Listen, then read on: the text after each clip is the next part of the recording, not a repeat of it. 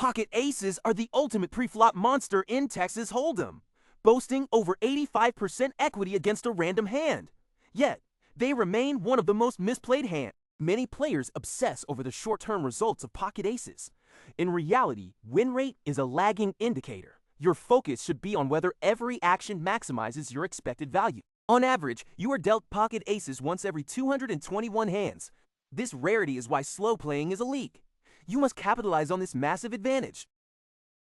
Pocket aces hold about 85% preflop equity against any random hand. This is why limping preflop is a massive expected value leak. You want to grow the pot immediately. When your aces run into pocket kings or queens preflop, you are an 81% favorite.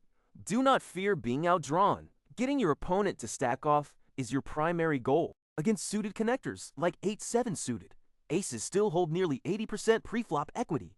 Their danger lies in postflop playability, which is why you must charge them preflop. Holding two aces severely blocks other axe hands, cutting your opponent's AK combinations nearly in half. This creates reverse implied odds for them on ace-high flops.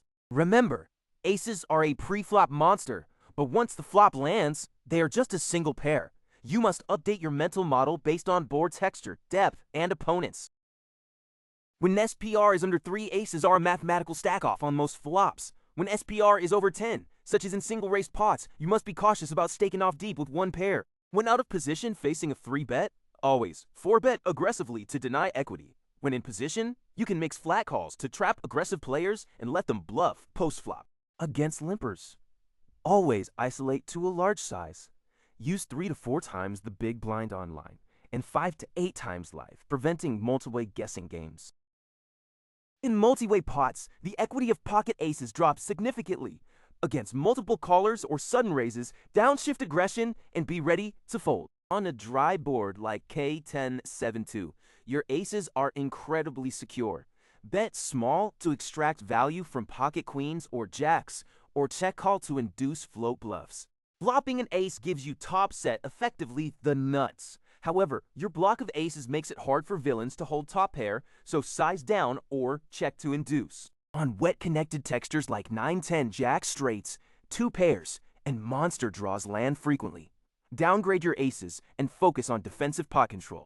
On monotone flops, unless you hold the ace blocker of that suit, aces face severe pressure. Avoid blind continuation betting. Favor check calling OP. On double paired boards like pocket kings -9, while your overpair is strong, it is highly vulnerable to hidden full houses.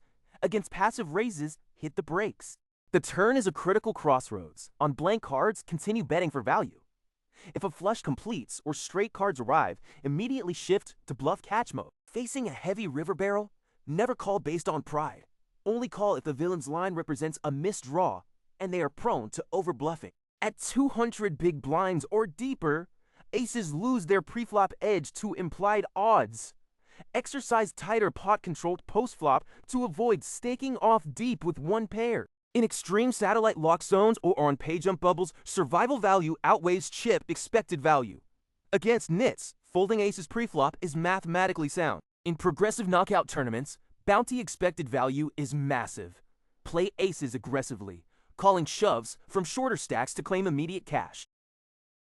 The costliest mistake is slow playing preflop or checking dangerous flops, giving opponents free cards to make straights or 2 pairs.